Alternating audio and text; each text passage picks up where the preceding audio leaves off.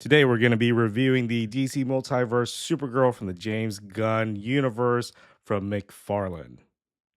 Just a quick look at the box. On this particular version, there are several versions of the Supergirl character released in this line.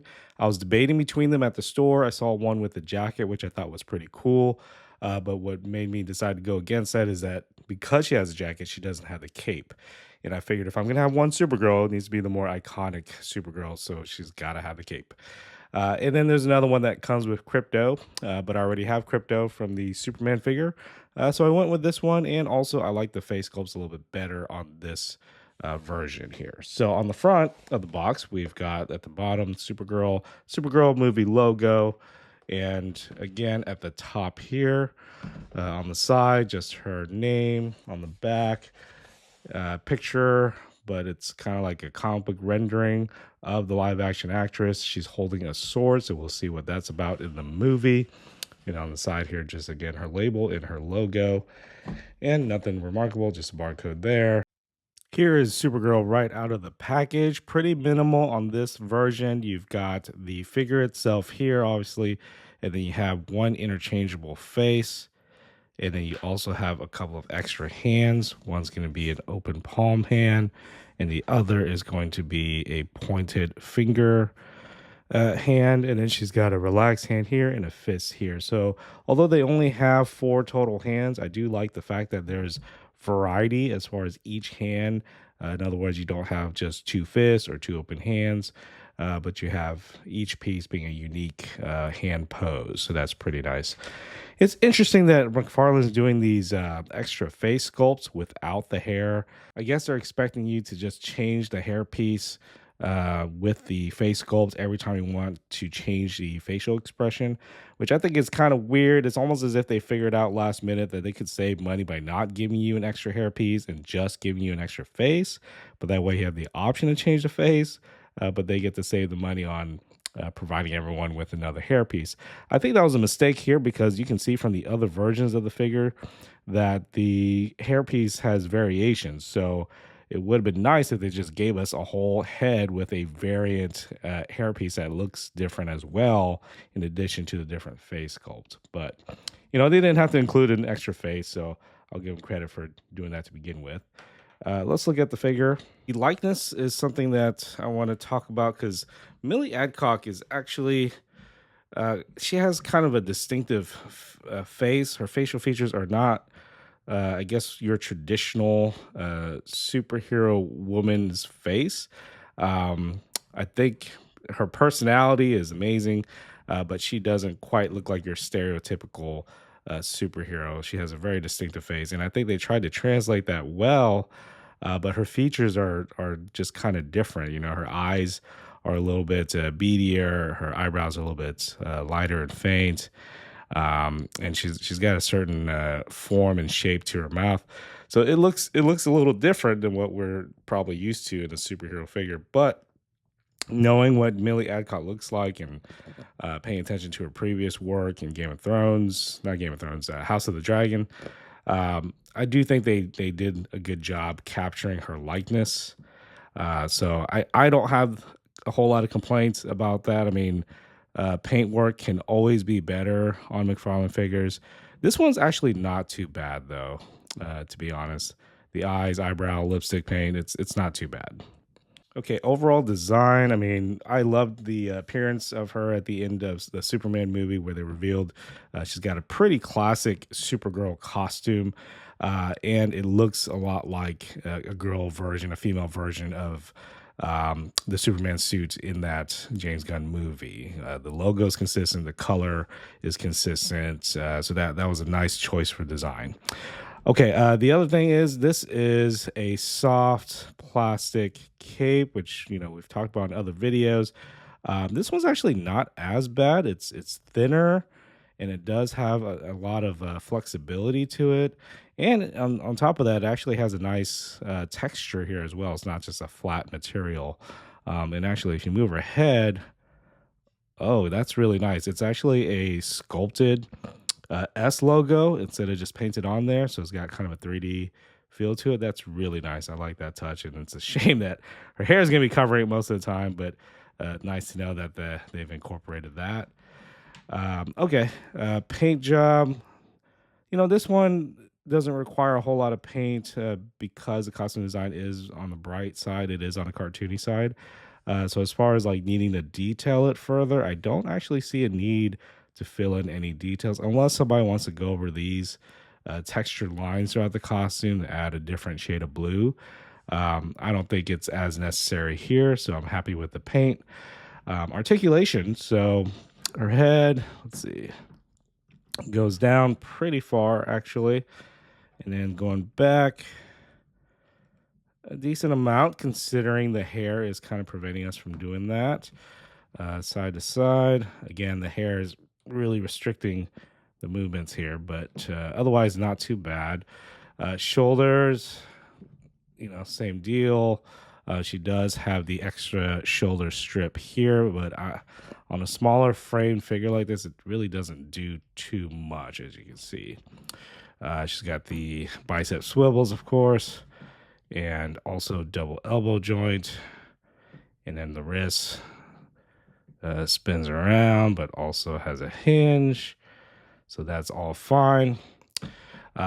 Waist, this is where things always get a little tricky with the Mcfarlane figures.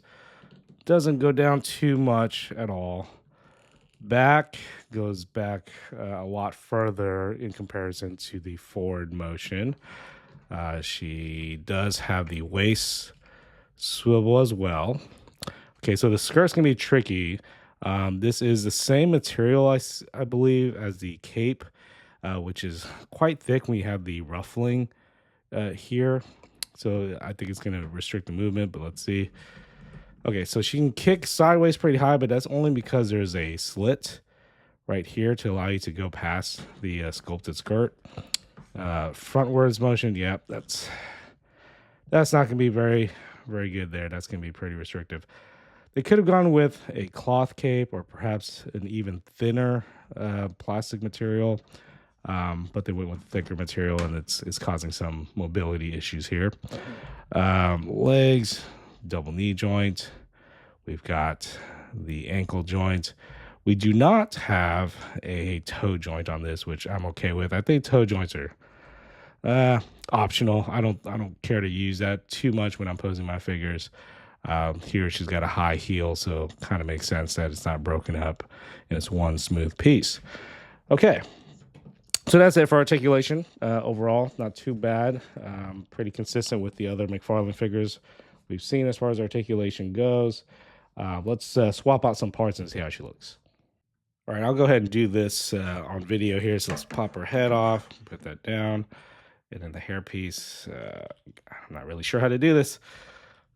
Okay, there we go. You just kind of separate them, top and bottom, and then we'll use the second head sculpt, put the hair back, and just so you all know, there's basically a circle opening and a circle peg, so you just shove it in, like so. There you go. Okay, so we'll pop that back on. And this one's pretty nice. Okay, I'm gonna pop off the hand. Open hand, we'll do the pointed finger. Pointed fingers are always kind of goofy, but they can be useful depending on your toy photography needs. Sorry, I'm having issues here. Let's see. There we go.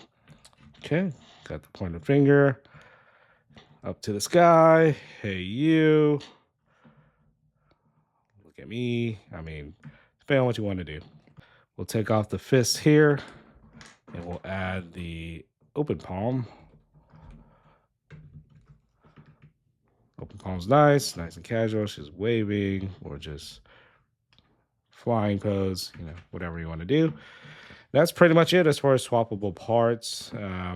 So nothing too exciting, but always nice to have a few extra options. Here she is next to Crypto. Although the other versions come with a version of Crypto, this is borrowed from the Superman figure, which is fine with me. I don't need multiple Cryptos in my collection.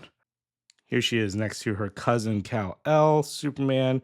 They look fantastic together again because they match the costume design so well. It's basically just a female version of Superman's figure or vice versa.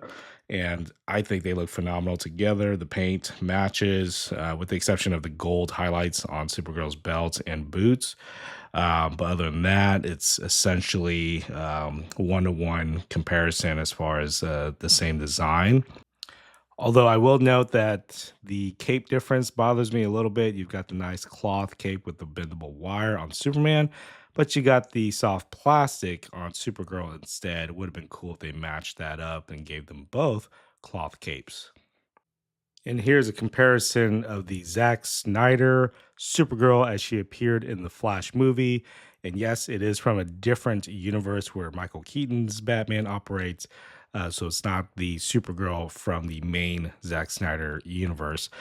So that explains why she looks quite different with her dark short hair and different costume design and such. But it's still nice to compare these two because these are the two recent live action movie Supergirls that we have. I will say these two are quite different, but the Supergirl from the Flash movie is probably an objectively better looking figure just because we have the nice Zack Snyder costume texturing. The logo looks quite nice as well. Um, but this is debatable. Again, they're both quite different. I will say the cape on this is horrendous. I mean, it's just kind of glued on the back of her there. It doesn't seem to be attached properly. And the shape of it is kind of crazy. That makes for quite an imbalance when you're trying to pose her and stand her up. And just for fun, here's a comparison of both Superman and Supergirl from the James Gunn universe on the left and the Zack Snyder universe on the right.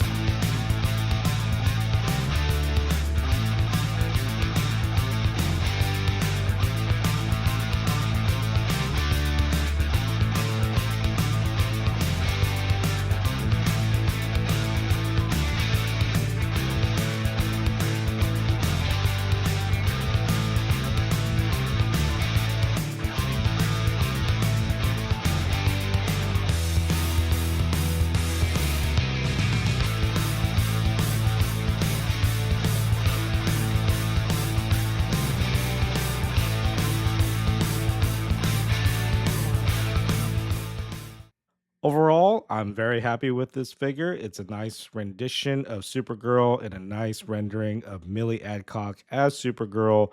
This is a great addition to the James Gunn McFarlane universe figures. So, looking forward to getting more. But let me know in the comments, are you guys satisfied with the rendering of Millie Adcock's head sculpt? That's probably going to be the biggest point of discussion. So, let me know if it's a thumbs up or a thumbs down for this particular head sculpt. Until next time, this is PK's Reviews.